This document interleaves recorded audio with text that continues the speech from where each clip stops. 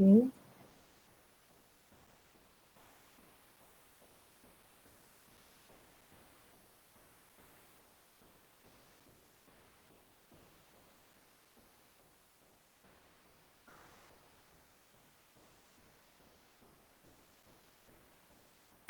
How about Vincent, Mr. De Niro?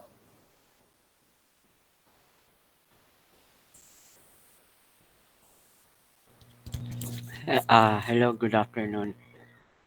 So let's put ourselves in the holy presence of our Lord. In the name of the Father, the Son, the Holy Spirit. Amen. Dear Heavenly Father, thank you for the wonderful day. Guide us as we have our lectures for today. Make us good children and we love you, Jesus. Amen. In the name of the Father, the Son, the Holy Spirit. Amen. Amen. Amen. Very good prayer, Mr. De Niro. Okay, so good afternoon, everyone. Praise be Jesus and Mary.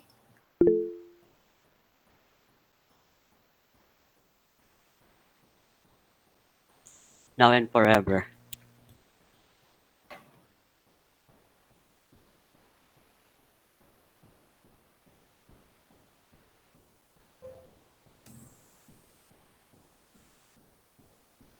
Okay, so we will have a new machine learning algorithm. We will be learning new machine learning algorithm this afternoon. And just a short recap on what we have learned in our previous meeting is that we've learned naive Bayes. And as what we have learned, naive Bayes is actually a good algorithm for categorical data, but it's not just for categorical data, but it's also able to do learning or machine learning through, or the algorithm can also process a continuous type of data. Okay, it's just that I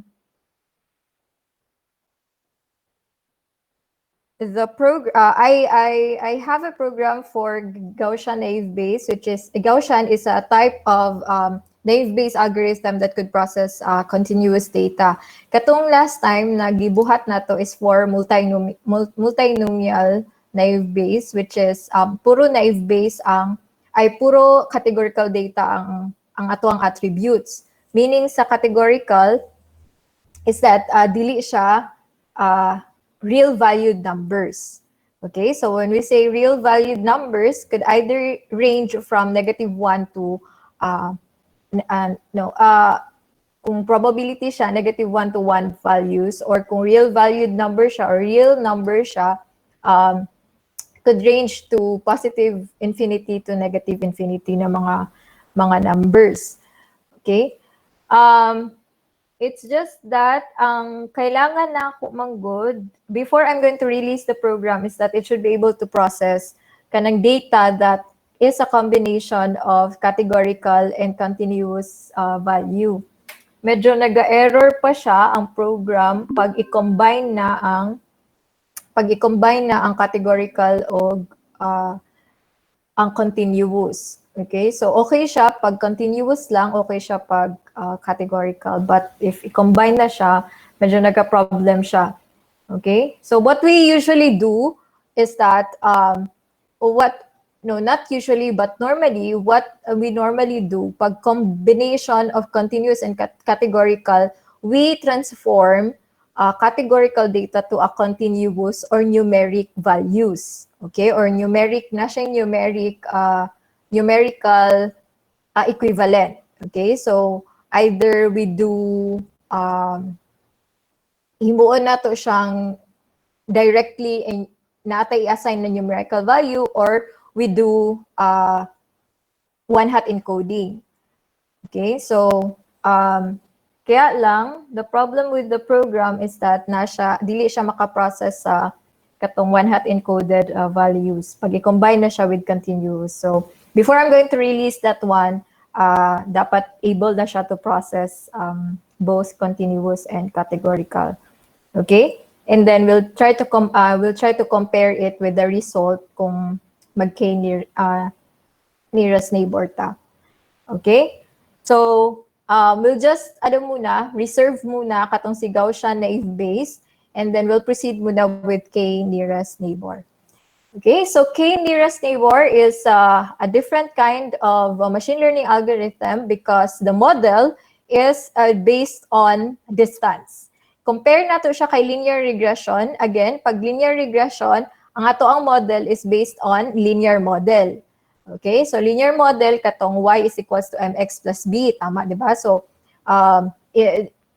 kanilang ato ang timan-an, pag maygon ganita na ang machine learning algorithm na gamiton nato is a linear regression, meaning the model is based on a linear model. And when we say linear model, it's based on katong y is equals to mx plus b. We get the scope, we get the slope and the intercept. Okay, the y-intercept. Pag linear regression. And then pag we're going to use naive Bayes, it's based on Bayes theorem. Okay, so natay conditional probability. So you do not forget that one. Okay, so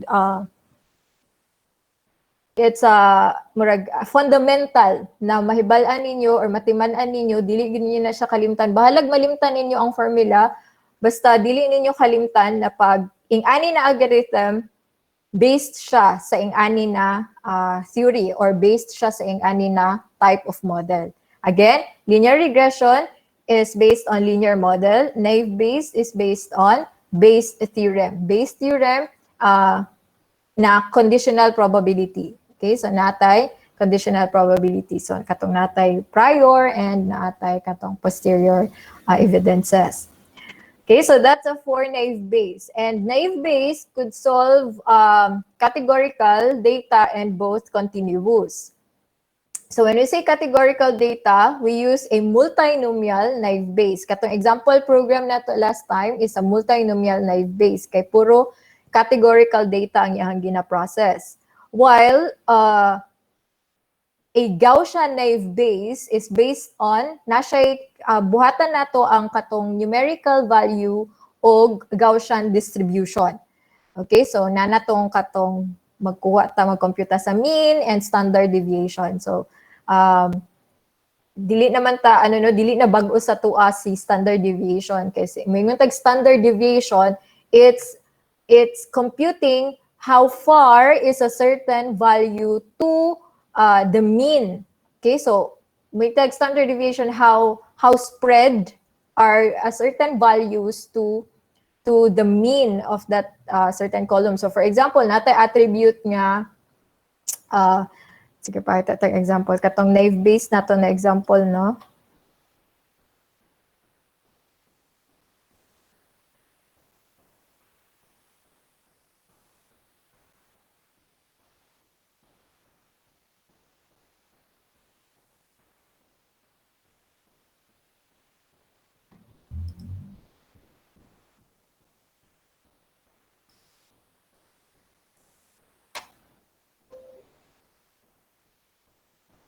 Okay, so for example, I just transformed katong naive Bayes example nato na disease into both categorical and numeric values.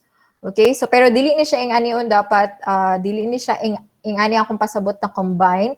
So pag ing-ani na gani gi-transform na nimo kanina ang transform values sa kanina equivalent na mga attributes. Okay? So what we did is that, or what I did is that, gi-transform lang na ako ang blood pressure na column or attribute to its one-hot encoding na equivalent. So kani siya, mo ni siya.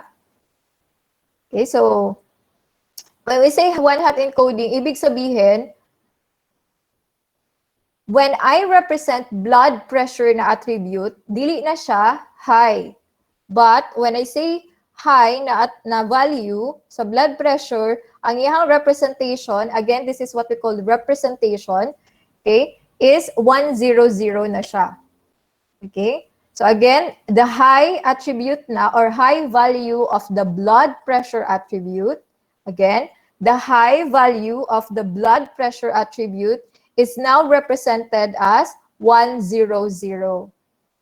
The high value of the blood pressure attribute is 100. Low is 010. Okay, so every time na maka-encounter siya og ani na value sa kanina attribute blood pressure, mo na ni ang iyahang representation. Okay, so this is how we transform a categorical data to its numeric equivalent. Okay, so this is how we transform. Again, this is how we transform a numeric or categorical data to its numeric equivalent. Okay? So, unsaon man nato na siya pag-transform, we could either use kay Pandas katong get dummies. Okay? So, kana ang the easiest way to transform a certain column to its numeric equivalent, or a certain categorical attribute to its numeric equivalent. Okay? So, this is how the attribute na blood pressure, pag i-transform na nato siya to its numeric equivalent, dili na siya ing ani na one column lang. What the algorithm does, or katong get dummies na method, dun siyang ginabuhat is that, first, ginakuha niya ang distinct values, and then, ginabuhatan niya og isa ka column per distinct value, and then, say for example, for the blood pressure, pag high siya, so kana siyang 1, and then others will be 0. So pag low siya, kung asa siya na column nga low, so for example, diri ang low, mo na siya ang equivalent niya na 1. Okay, so mo na siya ang iyahang hatagan og 1 na value. Okay? So, when I transform the different columns 1, 2, 3, 4 attributes to determine whether a certain person or a certain individual has a disease or none, is that mo na ni siya ang nigawas sa yaha after transformation. Okay? So sa fever, napod siya high, no fever, og mild. So na siya tulo po din high, mild, og no fever. So kana siya. Mo ni siya ang iyahang representation. Diabetes, yes or no lang siya. So 0, 1, 1, 0, or 0, 1. Vomit, no og yes lang siya, no og yes. So, ano lang na siyang representation. So, when we read, pag after sa transformation, i-export na ninyo siya to a separate file or different data na siya, dili na siya kani, dapat wala na ni siya when we try to read it. And then, ang class ni mo, i-convert, sige, later na lang. Dapat wala na ni siya, kanina lang ang mabilin sa imuhang dataset. Okay? Upon transformation. Okay, and then you convert also the class to either pag no, 0, pag yes, kay 1. Okay, so para tanan, numeric na siya. Okay, so that's how we transform a certain categorical dataset to its numeric equivalent. Okay? So when we say a combination of continuous and categorical data, say for example, nata isa ka attribute na po din na temperature. Okay? And then floating point siya. So either 25.3, 25.3, tapos 30, 27. So may nga na. So this is an example of continuous values. Continuous value siya. Tapos i-combine mo siya sa categorical data. Okay? Although numeric representation siya, but still we can really say na in its original na dataset, categorical ang iyahang values. Okay? So, dili siya na ang pre-processing niya, ingana ang mahitabo. Although nanay mga platform, nanay mga frameworks na appeal na sa ilahang pre-processing ang pag-convert. Basahon nila kung naka-string siya or naka-categorical siya, i-convert niya to its numeric equivalent. Okay, so murag part na siya sa program nila. So, but what we are focusing here is the algorithm itself, katong machine learning algorithm itself, not the pre-processing na part. Okay, so sa pre-processing na part, dapat able mo to do that one. Okay, sa method. You are able to create a method that could easily transform this kanang mga data set. Okay, pag magbalhin-balhin ta from categorical to continuous and so on and so forth. Okay, so how we solve this one using Gaussian naive Bayes, naatay mean ug natay standard deviation. So when we say, for example, kani, butang sa tag mga values dire, sige, 20, 15, by 15 na temperature, 25.3, 32, 33.5, 35, 37, 38, 32.5, 32.6. Okay, for example, this one. The Gaussian naive Bayes is that you first compute for the mean and then the standard deviation. So when we say standard deviation, kung sa Excel na siya, of course, we have a formula for this one. Okay, so mani siya ang standard deviation. This is how scattered your data set. Kani siya na column when we plot it in a two-dimensional space or kanang 2D space. Kanang sa Cartesian plane, kung i-plot nato siya, mo ni ang iyang value na how much it is scattered. So, the more it is na gamay, the lesser it is na scattered siya. Kung i-visualize nato ni siya, kung imagine nato ni siya, ang iyang mga dots, medyo dili kayo siya ing anak ka lagyo-lagyo. So, pag dako ni siya na value ang imong standard deviation, ibig sabihin, scattered kay na siya mga data points nimo when we plot it to a Cartesian plane or kanang sa imong 2D space. Now, di ba, if you're going to recall, when you say standard deviation is the square root of the variance. So when we say variance, ang variance naman is per value. So you get first the average.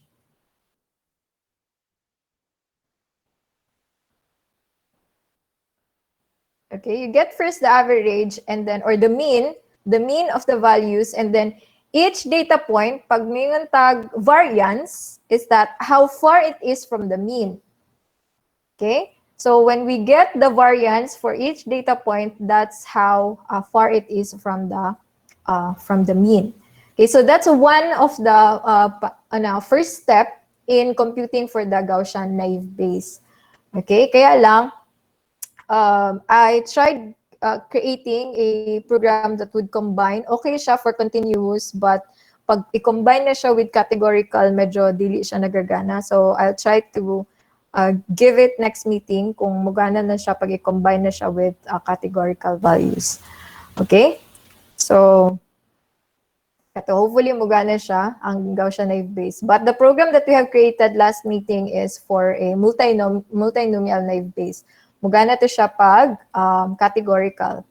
All the attributes, including the class, is a categorical values. Okay, so we'll proceed with the k nearest neighbor. So k nearest neighbor, mugana ni siya pag it's really good for computing continuous data. Okay, so kung giparan ninyo itong example na gi-upload na ako last time, better. Okay, pag naparan ninyo siya. Okay, so let's start.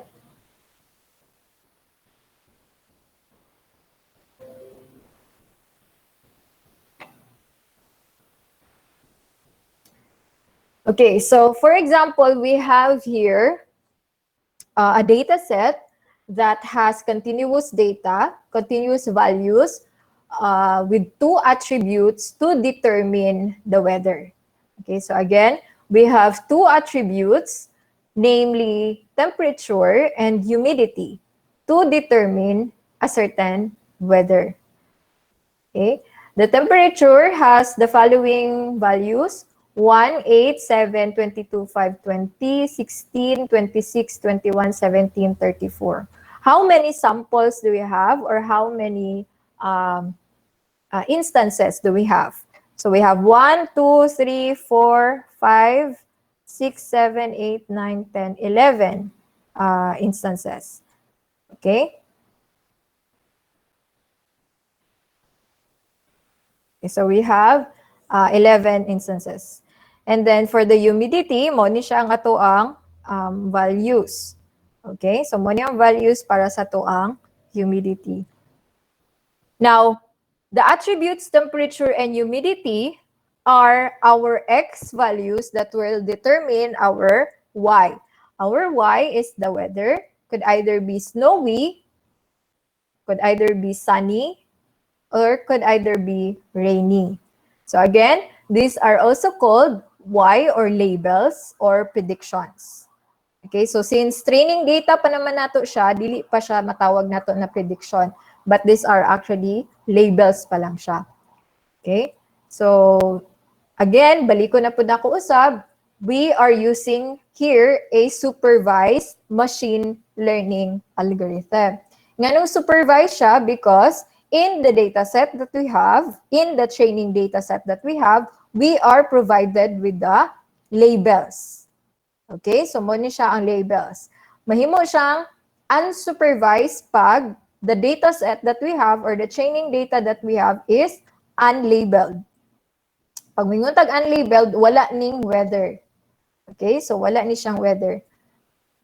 Ang algorithm na ang mo-group sa yaha, okay, so different niya na classes or sa yahang label. Okay, so we have a different algorithms for that. Okay, so again, temperature and humidity could either be called as our X or our features or dimensions or attributes. Okay, so any of these are valid, but normally kung mapansin ninyo, I always call it as our attributes. Okay? So I hope clear ni siya. And we use these attributes to predict or to classify our Y. Okay?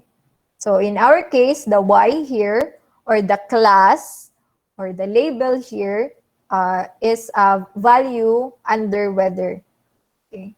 Weather siya na class. Whether snowy, rainy, or sunny. So we have multi-class here. Okay? So multi-class prediction or multi-class classification ta karon kay tulo man siya ka class. Okay, tulo siya ka classes. We have snowy, sunny, or rainy. And the last time, ato ang example, duha lang siya, yes or no lang ang ato ang class. So, dili nato siya matawag na multi-class or multi-classification. Okay, so kay duha lang man siya. Of course, it's useless kung isa lang pod kabuk ang class ato ang dataset, no? Okay, so, pointless to do a prediction pag isa lang ang class ato ang dataset. Okay, so class could either be 2 or more. Okay.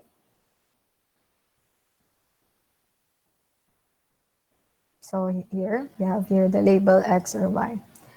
Okay, now using K nearest neighbor, ang main model or the model that we're going to use for K nearest neighbor is what we call a distance model.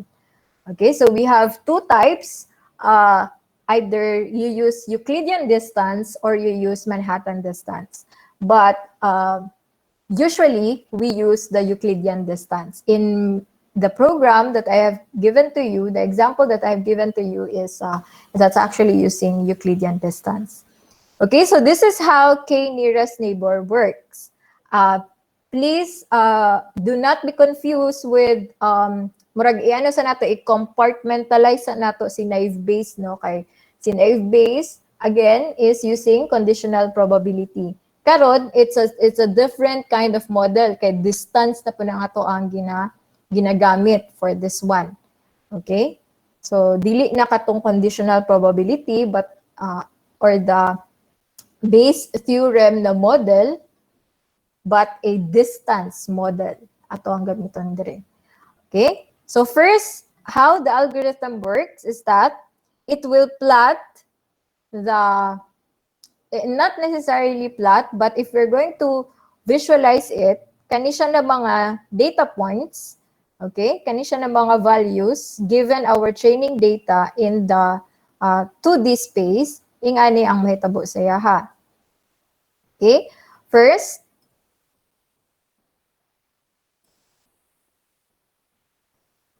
we plot here the snowy, kaning green square. Okay, so 124. 1 is, ang yang ingon diri, consider niya as si temp as our x, and then si humidity as the y. Okay, so 124, nasa diri banda, si 1, tapos 24. So, mo ni si, kani siya, na instance. 8:30, next na pud niya. So, somewhere here, 8, tapos 30. So, mo ni siya. 7:21, 7, tapos 21. So, mo ni siya. Tapos square siya, it's because it's snowy. Okay, snowy siya ang yang class. Natay labels diri or legend, I mean. So, natay legendary. And then we have 22 and 30. 22 dire, tapos 30 sa kata dire. Okay, so na dire ang ato ang square or class na snowy. And then 5, 14. 5, tapos 14. So circle siya, kay hunta si pag sunny circle. Okay, so na dire si sunny. 20, tapos 10. 20, and then 10. Then we have 16, 14, 16, 16, 14, 4. 4 there. 16, 4. And then 26, 203.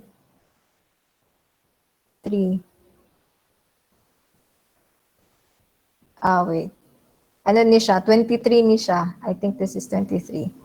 Okay, wait lang ha.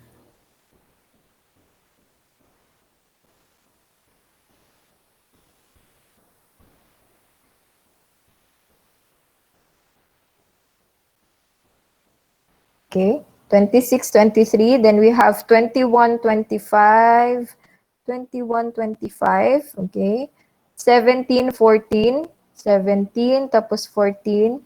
34, tapos 29. Okay, so this is how it looks like pag i-plot na to ni siya na mga data points sa 2D space. Okay? Now,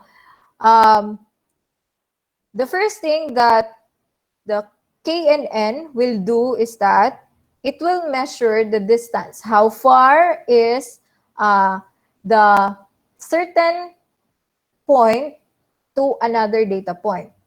Okay? So for example, I have here a new point called na nasa sa pag-i-plot na to siya, nasa sa 2117. Okay? So what we would want to know is that unsa ang iyahang class. Okay? Asa man siya mabilong. Unsa man ato ang ibutang sa iyahang na shape. Triangle ba, square, or kaning circle. Okay? So kung matamatahon lang nato siya, banaon nato siya, and then we know that it's a nearest neighbor, kabalutan na ang pinakaduol sa iyaha is kaning triangle. Okay? So, in a human's perspective, kung kita magtanaw sa iyaha, dali lang kay nato ba pinpoint na, okay, ang iyahang class kay rainy siya. So, pag ang temperature kay 21 and ang humidity kay 17, most likely ang weather is rainy. Okay, so yung ana ang pasabot nato. Okay, in the human's perspective. Pero how will our model, will our machine learning model will know na kani siya na new testing point or kaning test data nato is rainy ang iyahang class. Okay? So that's using Euclidean distance. Okay? So how do we measure the distance? Dapat makita niya na ang duol sa iyahan na circle or ang iyahang mga neighbor, kung unsa tong class sa iyahang mga neighbor or nearest neighbor, mo na ang ma-assign nga class sa iyaha. Okay? So if we're going to create its radius or kanang iyahang circle niya, ang nearest neighbor niya, if K is the number of neighbors. So if k is equals to 3, ang 3 nearest neighbor sa iyaha kay kaning tulo ka data points. Okay? Of which dili lisod no kay puro na ang tulo ka nearest neighbors niya kay puro same na Rainy ang class. Okay? How about if we have another data point?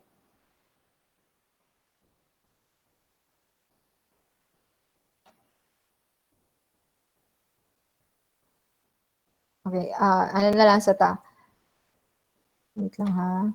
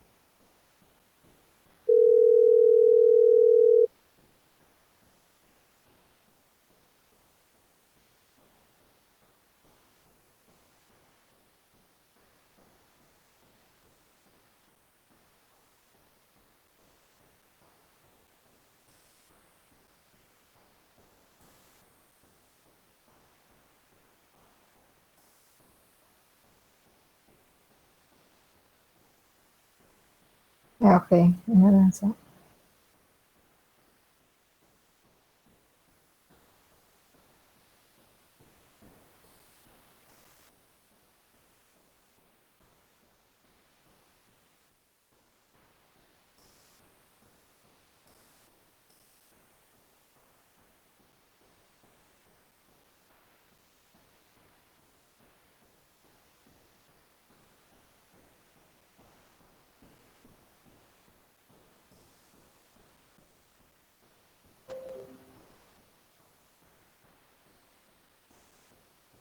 Okay?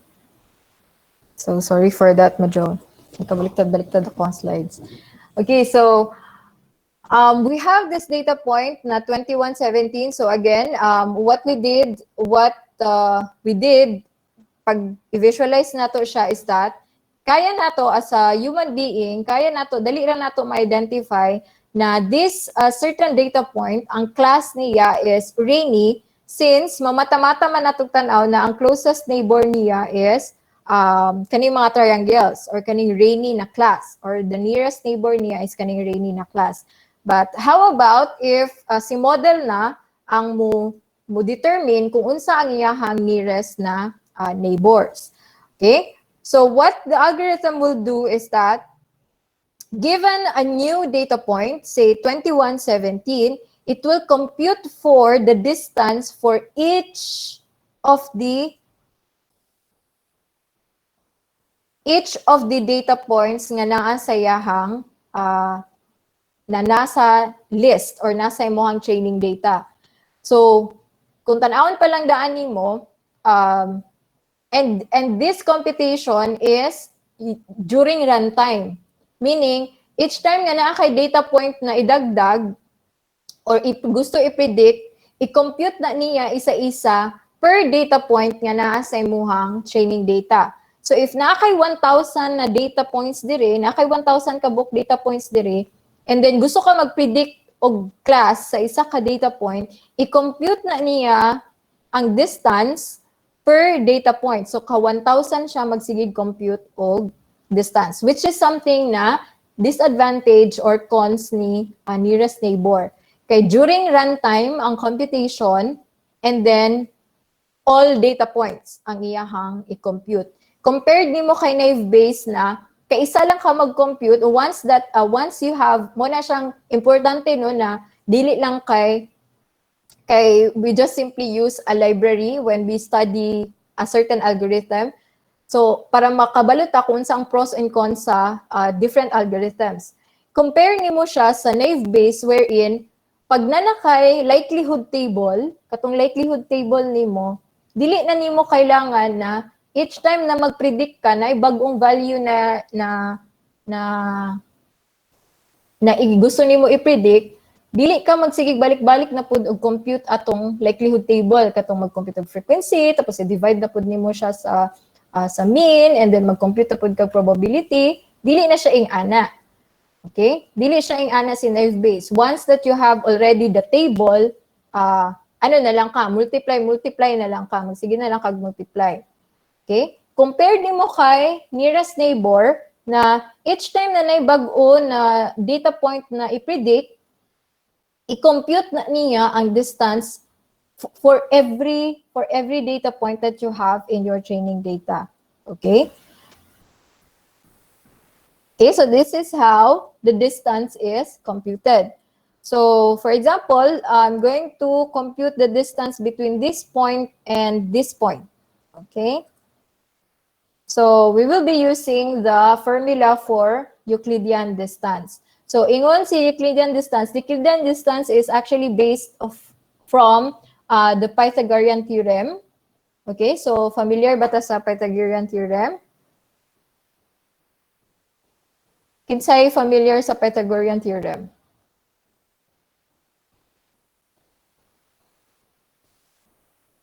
Kinsay maka-explain? Very good. Okay, so very good. So when I say Pythagorean theorem, that's c squared is equals to a squared plus b squared. Okay? And to get the c, so ibig sabihin, pag natay distance, Jamboard ta ha.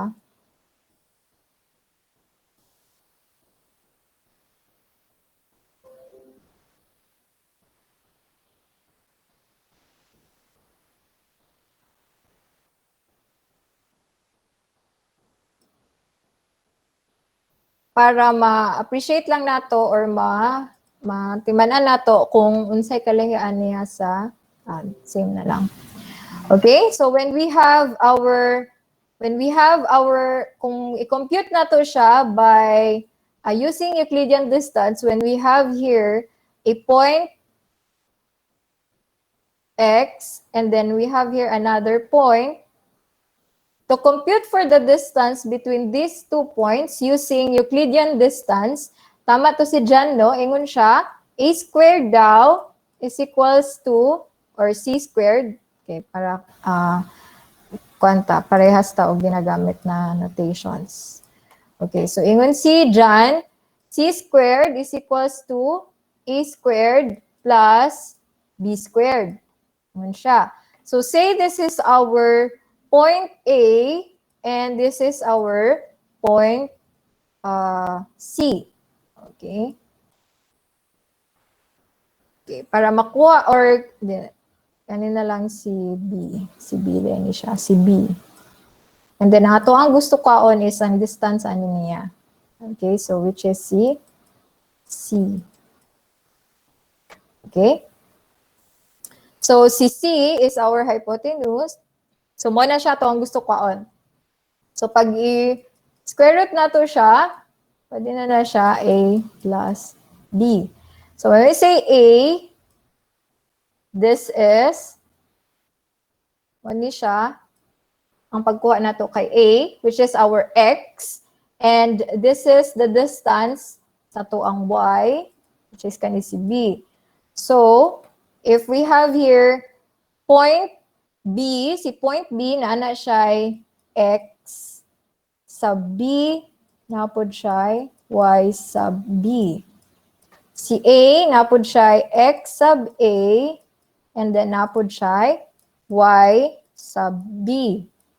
Okay? Ay, Y sub A, I mean. Okay, Y sub A. So, to compute for this distance, which is C, we have the square root of your XB.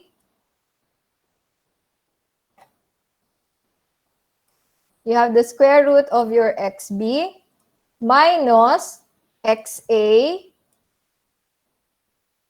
plus YB minus, kani si YB minus, okay, ano siya? YB minus YA. Kani siya, nadra. So, YA. Okay? Mo ni C, Euclidean distance, which is based on Pythagorean theorem. Okay? So, kani siya C, mana siya si C. Okay? So, going back to our, so, duha ta ka data points, no? So, pagbalik nato dito sa to ang sample graph,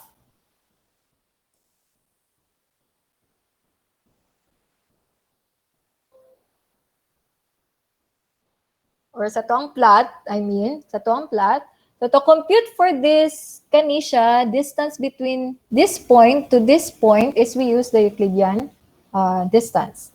Okay, so 21, so this is our B ganina, and then this is our A. Okay, tapos compute na to si C, which is the distance between these 2 points.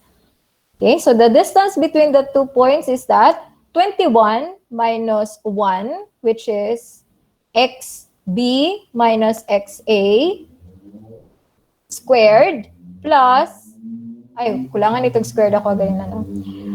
Plus the YB minus YA squared. Tapos, square root ni mo to get the distance. Okay, so mo niya ang distance karon ni 0.2117 ug 124. Okay? So, ingana lang ang pag-compute kay KNN, and then you do it to all of the all data points. Okay? So, if I'm going to plot this one, compute for this one, so pag 124, 21.19 daw yung distance. And then, these are the different distances. Pag i-compute na to siya sa tanang data points. Okay, so kay 830, 721, 2230, and so on and so forth. Okay, so you compute it to all of the data points. Okay.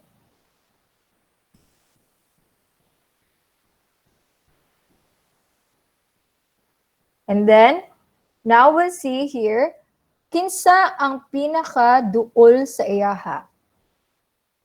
We're going to look at this one. The shortest distance between this point and to another data point sa training data is kani siya. Si 1714, which is kani. Okay? If we are going to select for 3 points or 3 neighbors, okay? Kinsa ang pinaka-duol sa iyahan na neighbor. Next is, kinsa may pinaka-shortest diri? 7. 7, no? 7.07. Si 7 ba? Okay, si 2010. Kani. Kinsa pa ang sunod? 7.81. 7.81, si 26 ug si 23. Okay? So if our neighbor is, and then we have here the 8. Okay, so if our K is equals to 3, dili day kani ang iyahang nearest neighbor, no? Pag 3, ang iyahang nearest neighbor is kaning tulo.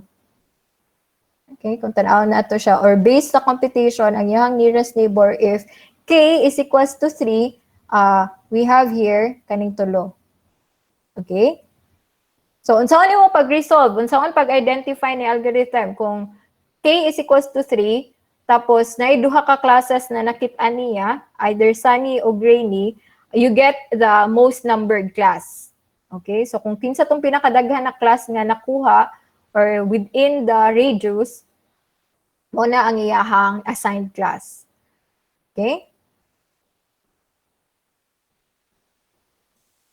But if K is equals to 1, kanilang ang iyang makuha. Okay? So, kanilang ato ang kwaon kailangan. So, kung unsa man ang class ani niya, mo pud na ang may mong class niya. Okay?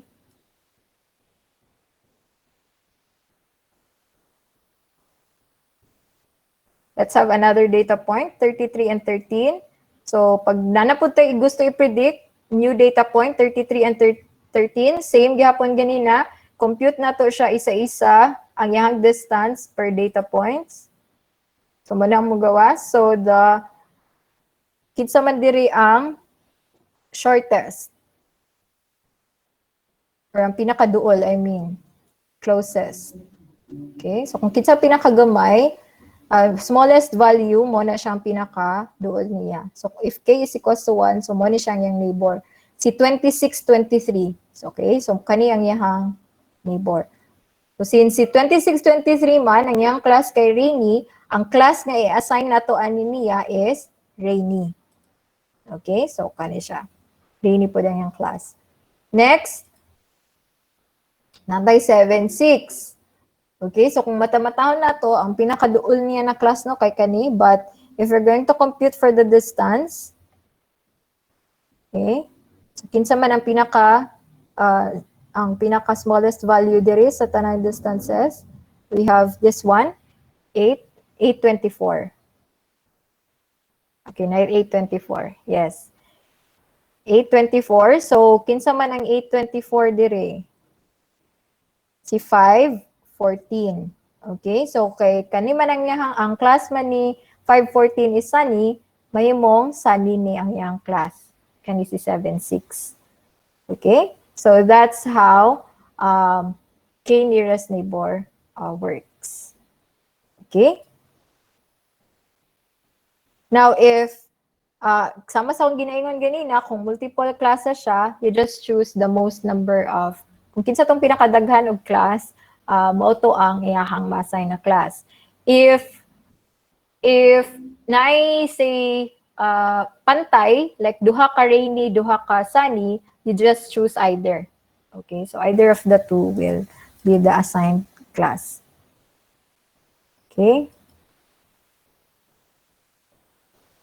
So, K nearest neighbor assumes all instances correspond to points. So far, question sa pag-solve sa distance.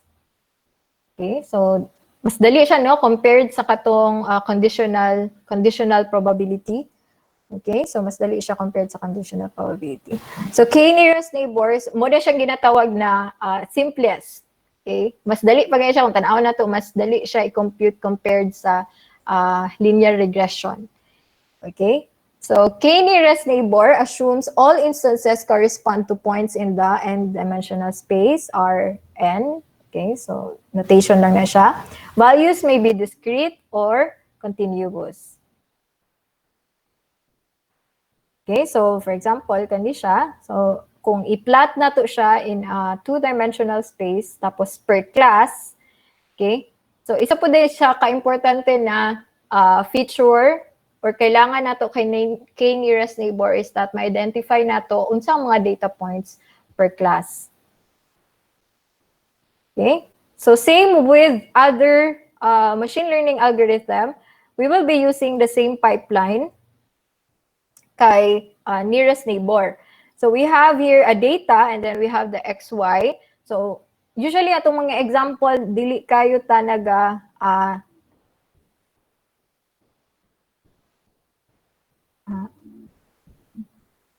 so we have here the data and then we get the training data. Usually ang mga example nato tanan examples kay tag 10 lang man, no? Tag 10, tag 15, tag 20 ato ang ginahatag na example para makita nato kung unsa yung result pag i-compute nato siya. We usually use it pag gamay lang ang imuhang data set nga naa sa imuha, gamitan na tanan as training data.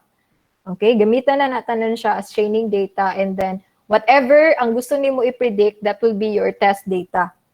Okay? Pag gamay lang gani na siya, why we need to do that one na pag gamay ang data, nganong ing-ana nga to ang logic, no? Pag gamay ang data, you use everything, you use all the data as your training data. It's because we want to be able to generalize. Pag may tag-generalize, we want to capture all possible instances. Okay? Kaya kung bahinon pa maguni mo na siya, kung gamay lang kayo ng data, like 10 lang kabuok, tapos bahinon pa gudi mo siya to training test or train and test, katong 20% nga supposed to be ma-capture sana during the training, dili na to nimo siya ma-capture. Okay? That would result to a very small accuracy. Okay, so pag gamay lang imong training data, what we normally do sa in actual, paggabay lang ang training data na mong makuha, ginapasa na mo na siya tanan as train. Okay? And then, kung naay gusto na mag-test, kato na ang may mong test data. Okay? Pero pag daghan na siya, by daghan, I mean 500 and above or siguro 300 and above, pwede na mo na siya kaan og train test. Okay? So, pwede na mo siya kaan og 80%, tapos 80% for training, tapos 20% sa test data. Okay? So, what we normally do, what we always do is that we use the training data to build the model. Okay? So, again, sa mga nagian nato na mga algorithms, ang model nato ang na-encounter pa so far is katong sa linear model nato for linear regression. And then we have the Bayes theorem model for our naive Bayes. And then we have here, kaning bago nato na model for k-nearest neighbor is for the distance model using Euclidean distance.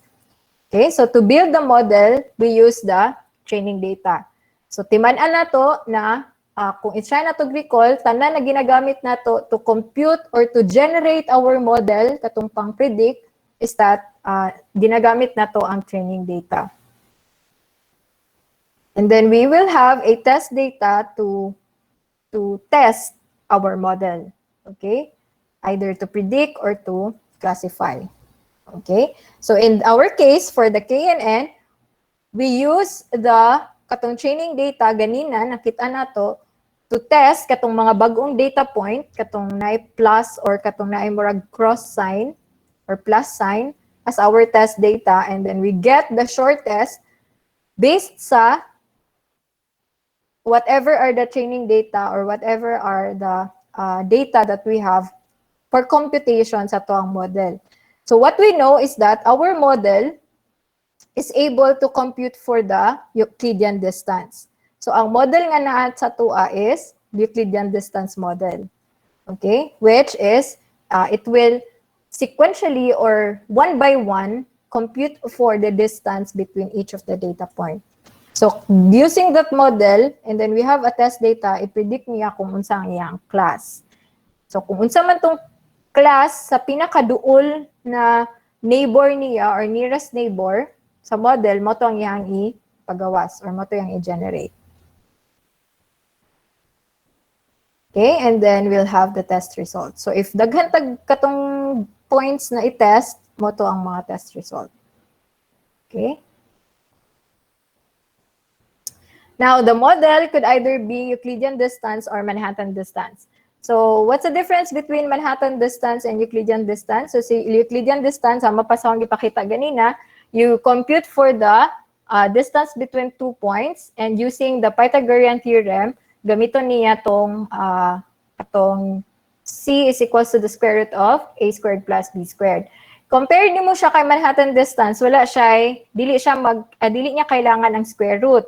Ang kailangan niya is i-absolute value niya ang distance between kanang 2 points. So, for example, balik ta dito sa to ang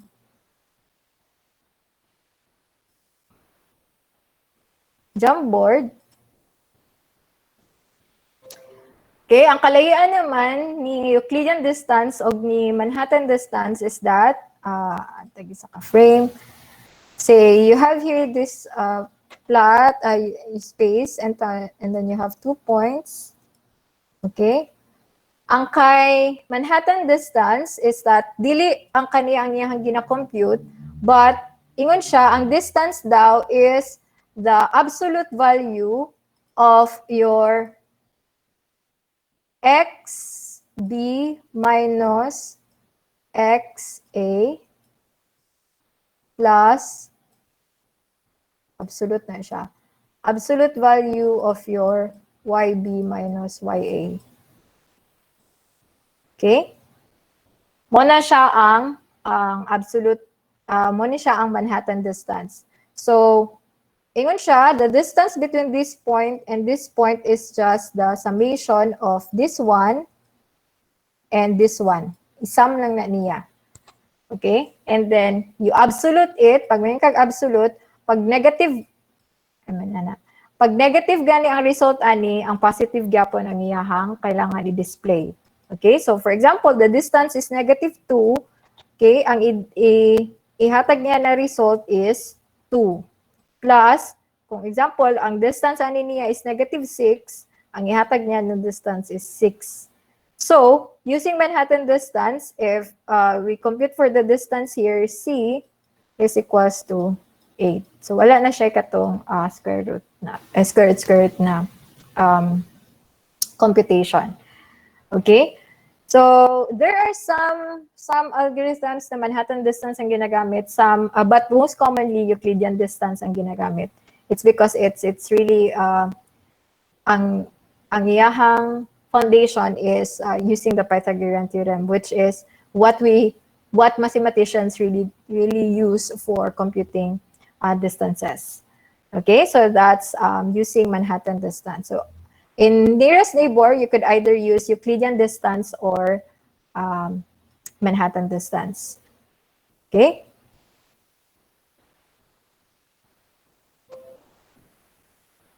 Okay, so that is for the Manhattan distance.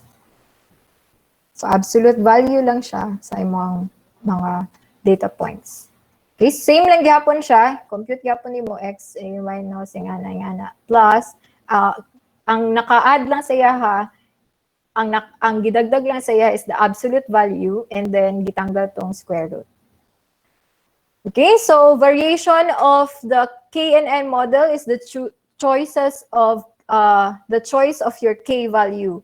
So, pwede ka magpili either 1, 2, or 3, depende sa imuha. But take into consideration is that the more na mas dako imuhang K, mas daghan kag options for classes. So, ibig sabihin, na tendency na mas malibog ang imuhang model kung unsa ang class na iyahang pilion. Although na kay ginaingon nga maximum number of classes or kung kinsa tong pinakadako or pinakadaghan nga class nga iyahang na-capture sa radius sa imuhang algorithm, mo na ang imuhang choice of class. But ang advantage ana pag dakuon nimo imuhang K, naadjud kay makuha nga class for sure. Kinamanggoy uban na pag gamay lang kayo imuhang class, na ay tendency na wala kay laing option, like wala siya other wala kay laing pwede na ma-present na type of class. Labaw na kung tan-awon nimo ang iyahang standard deviation nga dili kay siya scattered kanang dugol-dugol gud ang mga data points. Namagoy times na kailangan nato mahibal-an kung aside sa kanina class unsa ang pinakaduol pa sa iyahang class. Okay, so natay mga ingana na option. So the choice of K really varies. Okay, so walay tama nga choice of K. So mo na siyang ginatawag nato siya na hyperparameter. Kay pwede nato i-ask kung unsa ang gusto nimo na K value sa KNN.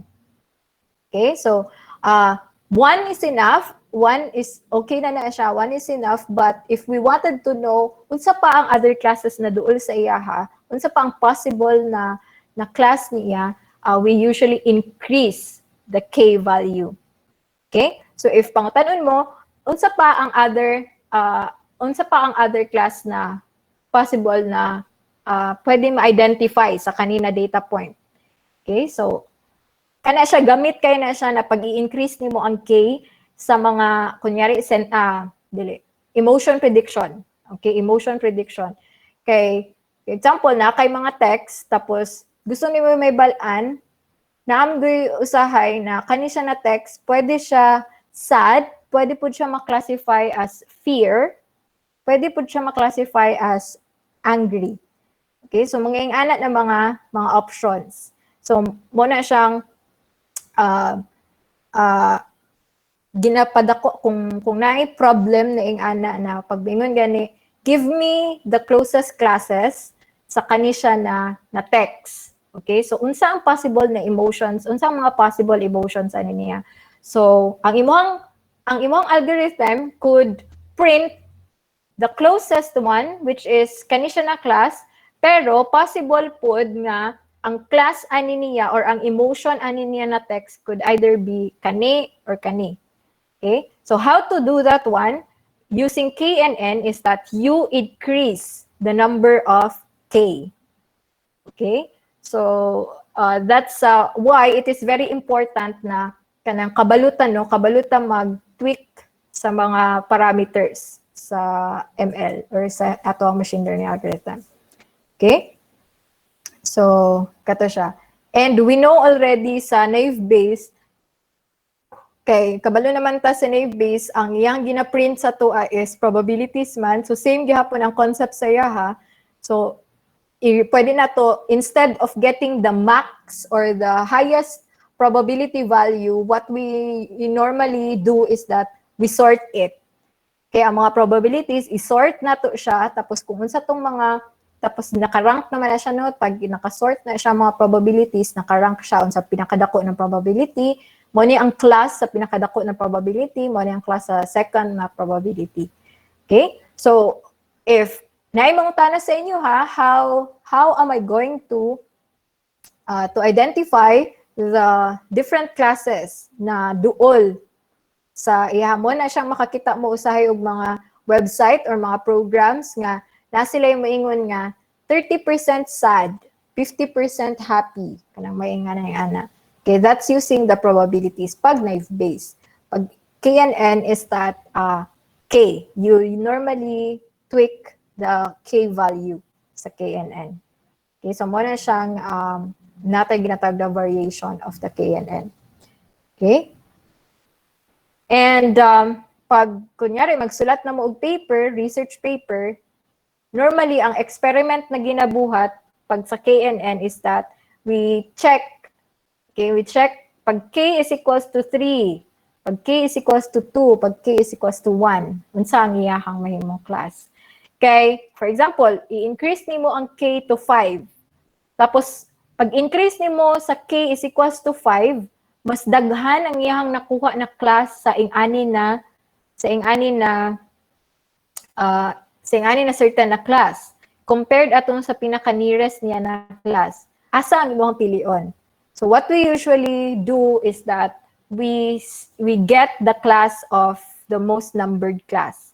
Okay? So what I mean is that, for example, nag K is equals to 5 ka, K is equals to 5, tapos pag ang K is equals to 5, nakakuha siya og 3 ka Sunny, tapos isa ka Rainy, tapos isa ka, unsa pa itong isa ka, kuan dito, or duha na lang ka Rainy. So, kung K is equals to 5, nakakuha kag 3 ka Sunny, tapos duha ka Rainy. Pero, pag ingon kag K is equals to 1, ang pinakaduol sa iya na class is katong Rainy. So, unsa nga imong pilion diara? Either you use K is equals to 1 or K is equals to 5. Okay, so what we usually choose is katong K is equals to 5. So, ibig sabihin, pero magdepende po na siya sa dataset, but most dataset, ang katong unsang pinakadaghan niya na capture na class. Okay, so mo na siya. Namang giuban na dataset na kung unsa gyud ang pinakaduol sa iyaha. Napoy ubang dataset na kung unsa ang pinakadaghan na nakuha niya na class. Okay, so that's why you need to play around. Kailangan nimo i-experiment mo na siyang kinatawag nato na research. You do experiment on the KNN. Kung K is equals to 1, K is equals to 2, K is equals to 3, dun sa mga classes na iyang makuha. Okay? So, yan. And what if we want to test the result using the training test? Wala pa ta nagamit og test set. We have this what we call validation set. Kani siya, kaning train val test, applicable lang ni siya pag daghan kay kag dataset. Pag imong dataset is daghan kayo, like 10,000, 5,000, pwede nimo siya i-divide into training set, val, or test. The distribution could either be 60, 20, 20. Okay, 60% for the training set, 20% for the validation, 20% for the test set. But I would really prefer, ang ginabuhat yun ako usually is 70, 20, 10. Okay? So, ibig sabihin, mas daghan ako ang gamiton for the training, which is si validation set is included sa training. 70, 20%, and then 10%. So, ibig sabihin, kaning chain og val will be equivalent to 90%. So, ibig sabihin, 90% of my whole data set will be used for training. So, asa man gamiton si validation? Before na ko i-test ang mga data sa test set, i-test ang mga data sa test set, i-test sa nako siya sa validation set. Okay? So, wala pa ko yung model. So, ibig sabihin, before ko makaingon na good akong model, dapat good ang iyang performance sa validation set. Okay? So, I believe naman mo'y data analytics. So, you know already kung unsaon siya, not really unsaon, but you know how to measure kung good na ba ni siya na certain model given a certain data set. Okay? So again, the choice of distribution of this one could either be, normally ang ginabuhat, 60-20-20, okay, 60-20-20, or 70-20-10. Yes, question? Okay?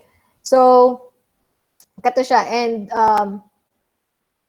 ang normal na mo na ginabuhat is that before me mag-release og model, okay, before na mo iingon na okay na ni siya na model, dapat good ang iyang performance sa validation set.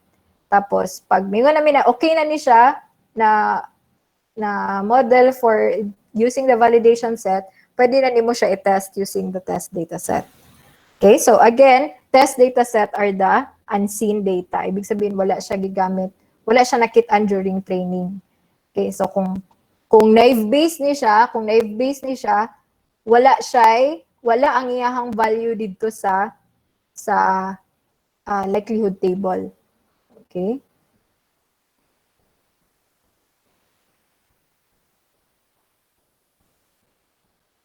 So pwede po na using the validation set, din na tambag choose sa ato ang K value. Diha na to i-test ang ato ang K. Tapos, kung unsa tong tanaw na to na very good na K, okay? So, mo na to ang final na model with K is equals to 5. Okay? For example, K is equals to 5. Ang maingon na to na best na model. Okay? So, tsaka pa na to siya i-release na, okay? Mo ni ang pinaka-good na model.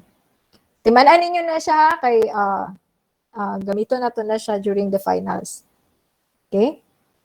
Again, the K value sa KNN is the hyperparameter. You experiment and then check the quality of the model depending on the K value. Okay? So, kung K is equals to 1, unsa yung makuha na class, K is equals to 2, unsa yung makuha na class, K is equal to 3, so on and so forth.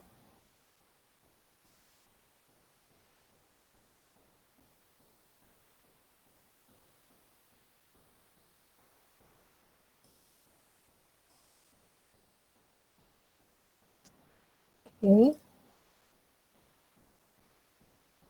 So, kato lang, based on what is the best performing model, so katong sa tanaw ninyo na, okay, mo ni siya ang pinaka-best na K, pag nakita ninyo using KNN, mo na ni siya ang pinaka-best na K for this model, then pwede na ninyo siya gamiton for the prediction. Okay, so mo na to ang imong gamiton for prediction. Kung unsa ang walay equal na class, mao to ang pilion na K. Unsay pasabot? Kung unsa ang walay equal na class. Unsay pasabot kung unsa ang walay equal na class?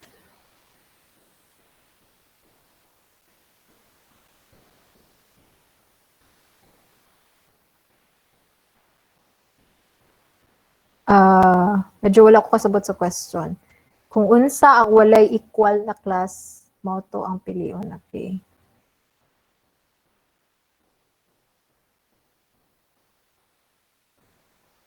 Pwede ma-expound ang question? Okay, sige, go.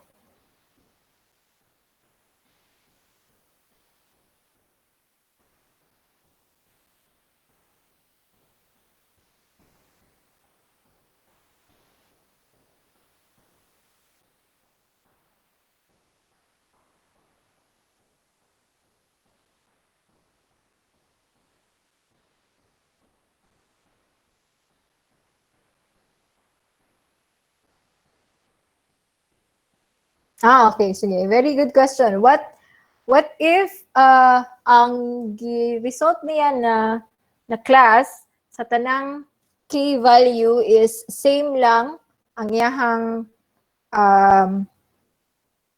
gina gina-produce na result using the validation set. So again, before nato siya gamiton sa test set, no? Gamiton sa nato siya sa validation set, i-test sa nato siya sa validation set. Okay? So what if during the validation and tuning of the hyperparameter na k is that pare-parehas ang iyang ginahatag na class, okay? Ang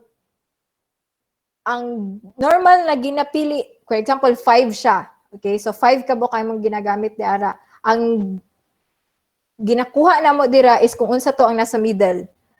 Okay? So kung k is equals to 10, what we usually get is katong k is equals to 5. Okay?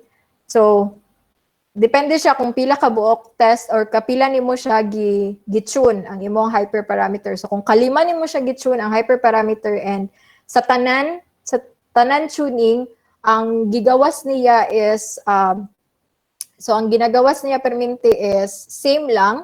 Okay, you choose the center. Okay, so kung unsa tong k, so k is equals to 3. Okay, so for example, puro sunny, k is equals to 1 sunny, 2 sunny, 3 sunny, puro siya sunny. Okay?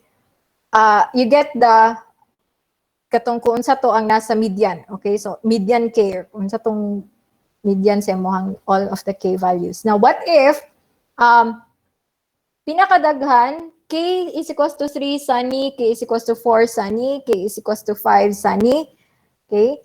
And then, k is equals to 1 rainy, k is equals to 2 rainy. You get the median gihapon. K is equals to 4.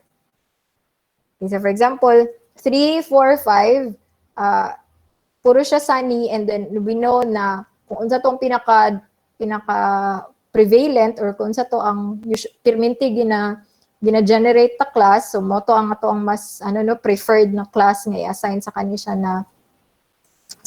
na new data point. Pero kung of the 5, ang tulo ka buok sunny, asay mo hang pilion, k is equals to katong unsa tong median. Okay? Pero kung ano na siya, okay, so kato siya, add numbers na siya permentino kung add pod ang imong values. Okay? So paano pag even? Usually dili ta naga hyperparameter, dili ta naga-assign og hyperparameter na even number. Okay. So usually it's an odd number kay para dili lisod ang katong pagpangita sa median. Lisod man gud pagpangita sa median pag even number. Okay? So, very good, no? Very good kini mga questions. Questions pa? Okay, so wala na. Let's proceed. So again, what if among sa 5 na k values si 1 ug 2 sunny, anya 3 ug 4 rainy, anya si 5 lang ang naglahi, ma'am? Very good question. You get since pantay man ang 1 ug 2 ug 3 and 4, puro siya si 1 ug 2 sunny and rainy. You get the nearest, si 1 ug 2. Pili ka kay 1 ug 2. You get the nearest.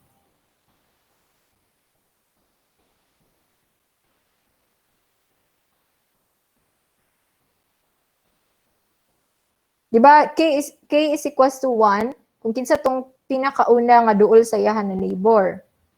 Okay? So, k is equals to 1 kung kinsa tong pinakauna na duol. 2 is second, and then, paano pagpantay? So, pwede na siya, mo na siyang imuhang, mo na siyang different data points for your 2. Now, pag 1 and 2, so, ibig sabihin siya ang nearest sa imuha, and then, it's just that nag-ingon kag k is equals to 5. So, ibig sabihin, k is equals to 5 nearest neighbor. Okay? So the first 5 nearest neighbor mo to ang na-capture sa imuhang k is equals to 5. Tapos it's just that among the k is equals to 5 or 5 nearest neighbors nimo, na ay duha na sunny, tapos katong first two nimo, first neighbor or first two neighbors nimo na nearest neighbor nimo is sunny, tapos the third and fourth nearest neighbor sa k is equals to 5 is rainy, you choose the katong first two nga nearest. Okay, pantay man sila, natagduha-duha sila. Okay, so you get the second nearest. Pero pag it happens na 3, 4, 5, pag abot kay 5, nag-rainy gahapon siya, you first get the maximum. So, ibig sabihin, pag k is equals to 5, mas daghan ang makapture nga class kay rainy, okay, kay 3, 4, 5 rainy sila, kato sa ang una nimo na murag sa tawag na to, filtering. Okay, so kung sa tong pinakadaghan mo tong imong kwaon. Okay? Tama ba? Nagets ba? Okay, sige. Apa ba'y question? Okay, so if none, we'll proceed. Okay, so calibrate the hyperparameter in the training data, split data into train test, hyperparameter. So pwede siya, again, pwede itong train test. And then pwede, so nga ni siya pag train test, either 80-20%. Now, ang ano lang ani, saan na siya? Ang medyo disadvantage sa train test magod is that paano pag ang test set, wala siya sa, pero dili ni siya sa KNN ha, but in the machine learning algorithm in general is that paano pag wala ang test set sa training data, especially sa naive base, medyo malahi jud ang result. Okay, probability distribution man siya. Pero sa KNN, medyo dili kayo siya mag-matter ni siya. Kaning no idea how the algorithm will perform. It's because on runtime man siya naga-perform man good og compute og distance. So basically, ang test data, makomputan jud siya og distance. Okay, makomputan jud siya og distance. Kaning ani na nga idea of the algorithm we do not know how the algorithm will perform is very true kayo ni siya sa naive base. Okay?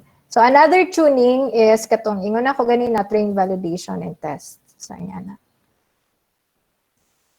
And then napayuban ang ginabuhat nila is kaning ginatawag nato na cross-fold validation.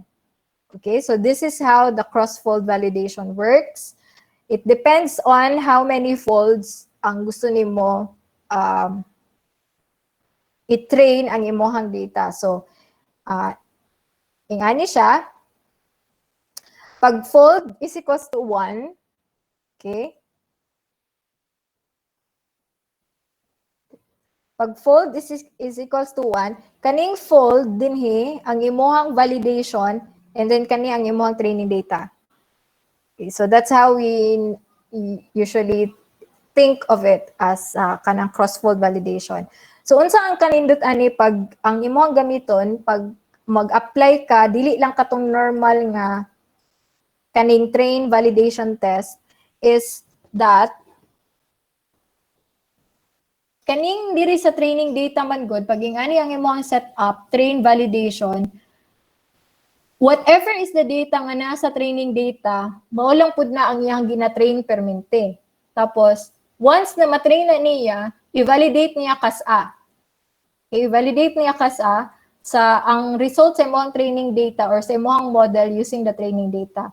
While if magamit kag 10 cross-fold or K cross-fold validation, example, K cross-fold validation, ang iyang ginabuhat is that ang imong training data, okay, so for example, kanya to ang training data,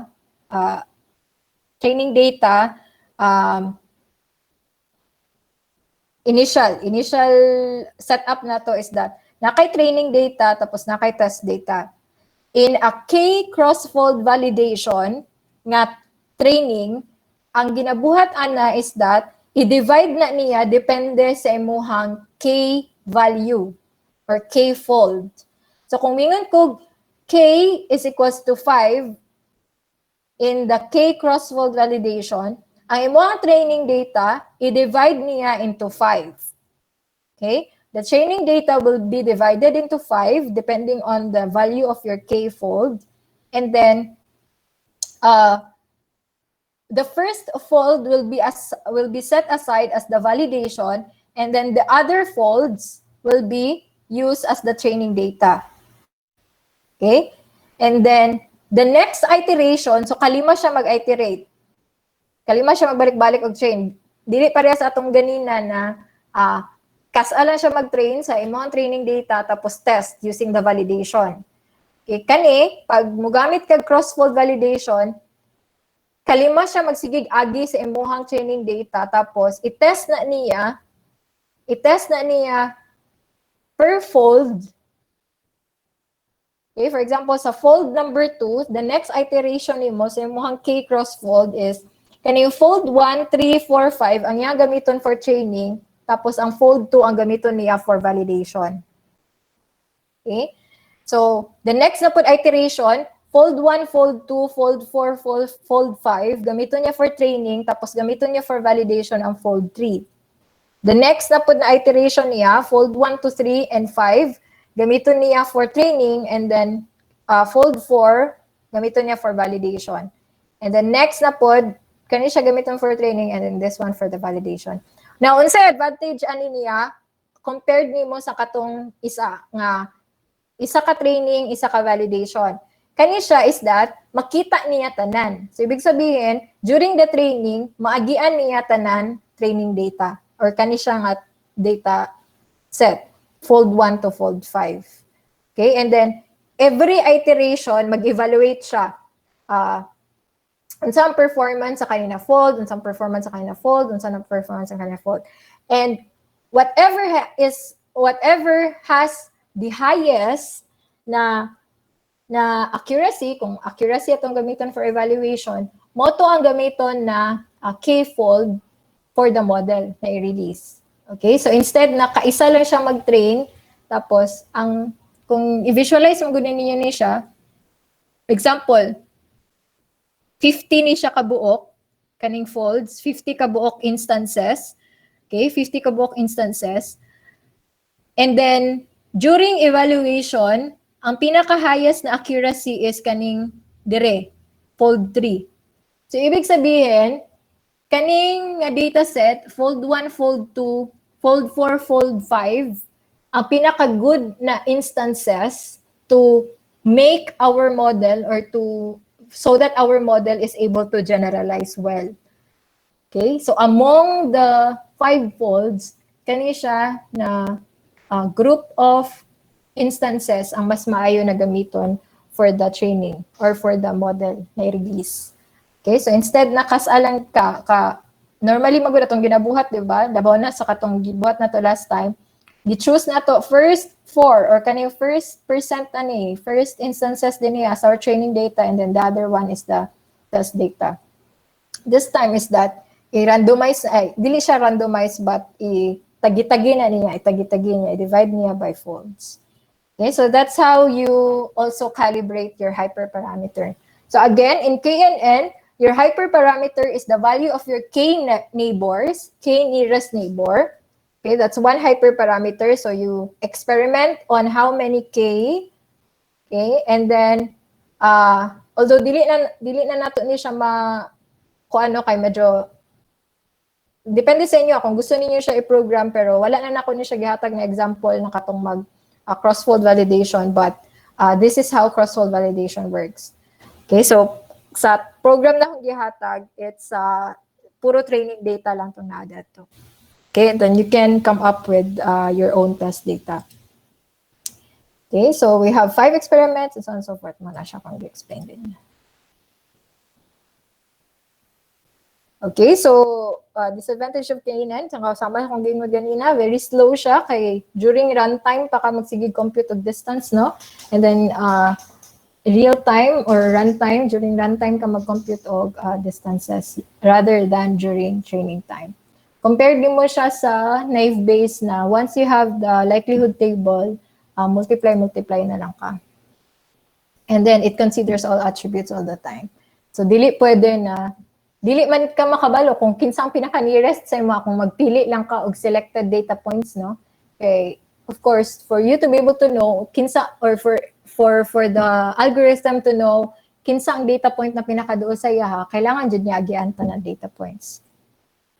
Okay? So, question so far?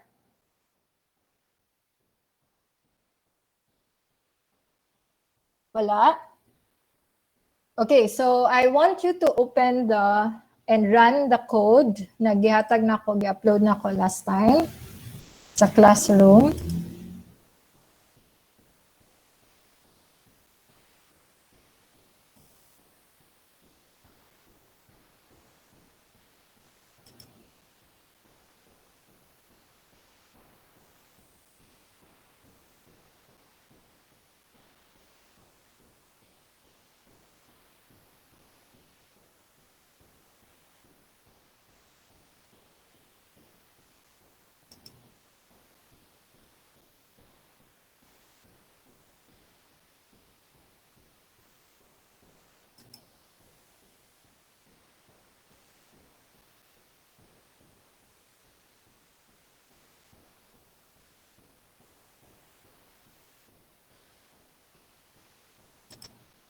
Okay na ba? Nakita na ba?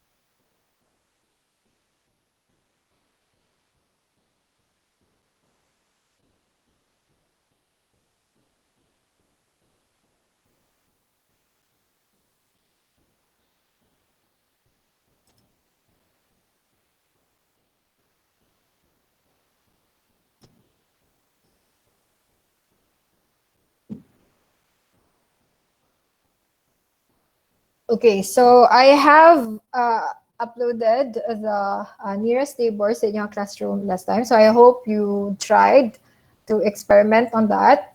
And medyo dali lang mo siya sabto, no? Mas compared atong sa naive-based implementation nato, kay daghan man kay tog the complexity of the computation sa naive-based, medyo daghan kay tagagian nato. Okay, so in nearest neighbor, okay, true. Okay, so in nearest neighbor, basabtan ninyo siya, no? Nalang tayo tulo ka methods, dire. Euclidean distance and then get neighbors and then predict classification. So, sample dataset na akong gihatag dire is kanila siya. Okay, natay sample dataset dire. So, 10 lang ni siya kabuok. And then, what you're going to do is, or unsang yung ginabuhat ani is, gina-predict niya, iyang ginahatag din is ang dataset, which is kani, and then gina-try niya og predict kung unsa ang dataset or unsa ang class aning dataset 2. So 0, 1, 2. Okay, so kani ang iyang ginapasa. Okay, 0, 1, 2. So kaning dataset 2 is kani ang iyang ginapasa sa predict. So unsa ang gusto niya gina-predict? Or unsa ang class nga gina-predict niya, or unsa ang class nga iyang i-predict if I'm going to give it the distance nga or ang dataset nga 3 of kani siya. Okay? So mo ni siyang pasabot ani. Okay? And then mo ni siya sa predict classification, dawato na ni test row, and then you experiment on the number of neighbors. Okay? So mo na siya si 3 di are. And then, compute siya, kuha niya kung ang katong mga neighbors, kuha niya kung sa itong mga neighbors. Unsay parameters, pagkuha sa neighbors, you get the training data, kato tanan, and then, the test row, kung sa itong gustong, kung sa itong na data point, ang imong gusto i-test. Okay, kato na siyang, kung sa slideshow pa mo na siyang katong plus sign. And then, kung pila ka neighbors, ang imong gusto kuhaon. And sa nga class ang iyang i-predict pag ingani na K ang ako. So num neighbors is equals to your K. K num neighbors or K nearest neighbors. Okay, and then you use Euclidean distance for the computation of the distances. Okay, so dali naman siya masabtan ng mga methods, and I hope you were able to follow it. Okay, so question so far sa code before I'm going to give you your activity. Okay, Nan? So the first thing that you're going to do is you compare the result of the prediction of the classes. So wait lang .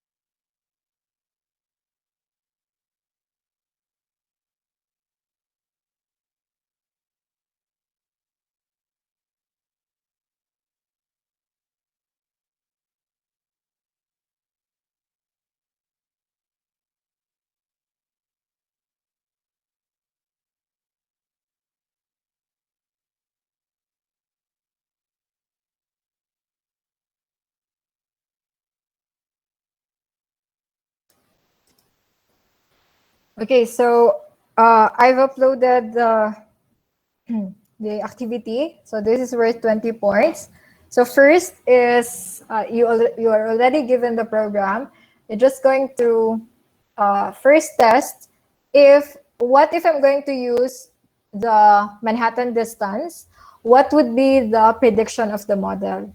Okay, so you run the prediction, you predict the classes for each data point. Okay, so katong data point niya is katong nasa dataset niya object. Okay, so for example, using Euclidean, ang class prediction kay dataset 1 is 0, dataset 2 is 0. Pero using Manhattan, so 10 man to siya kabuok, no? So 10 is siya kabuok, dapat diari, dataset 1, 2, 3, 4, 5, 6, 7, 8, 10.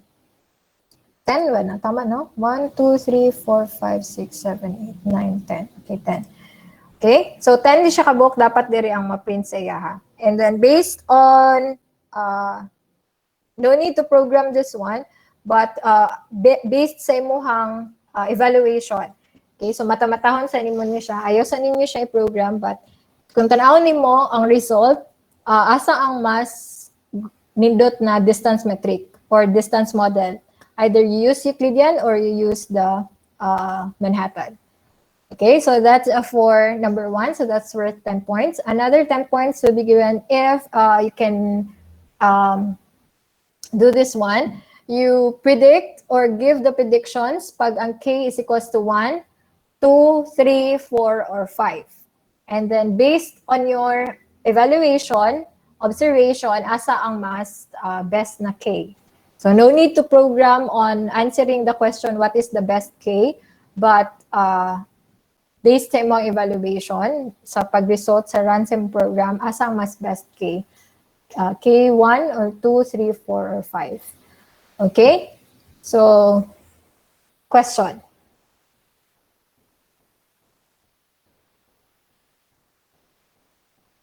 Okay, so if none, the deadline for this activity will be tomorrow, 11:59 p.m. So before we start our class next meeting, we'll discuss your answers.